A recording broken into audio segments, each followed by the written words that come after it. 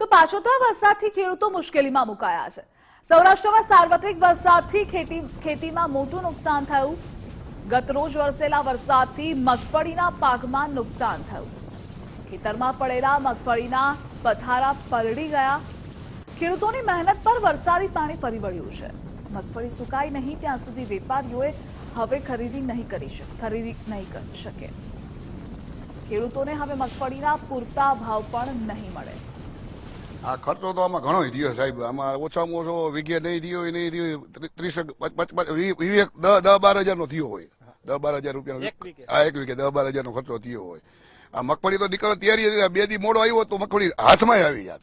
2 દિવસ વહેલો હોત તો હાથમાં આવી જાત, પણ આ વરસાદ આવી ગયો એટલે થોડીક નીણ કુસો છે ઢોરને માલનો ઢોરને ખાવાનો એ બગાડ નાખ્યો। મગફળી ડેમેજ થઈ જાય, ભાવ ન મળે। હવે તો આને પાથરા ફેરવવા પડે, હુકાવા દેવી પડે। હવે 8 દી નું મહેનત। પાછો વરસાદ આવે તો એથી ડેમેજ થાય, પાછું હજી એથી ડેમેજ થાય।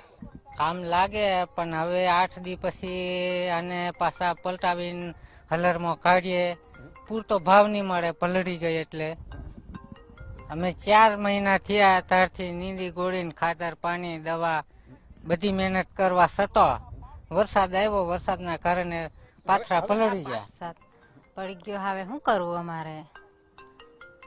અત્યારે શું લાગે છે? લાગે છે મગફળી બેન નીકળશે આમાં? આવડે ના નીકળે, સુકાય વગર નીકળે ને। કેટલા દિવસ લાગશે આમ? અઠવાડિયું નીકળી જાય। આ મગફળીને વાવણી કરવા કેટલી મહેનત કરી? બહુ મહેનત કરી ને પાણી વાળવાનું ને બધું, કેટલી બધી મહેનત કરી। ખાતર દવા છે એવું બધું, લાઈટ આવે તો આપણે પાણી વાળવું આવવું પડે, એ બધું કરવું પડે।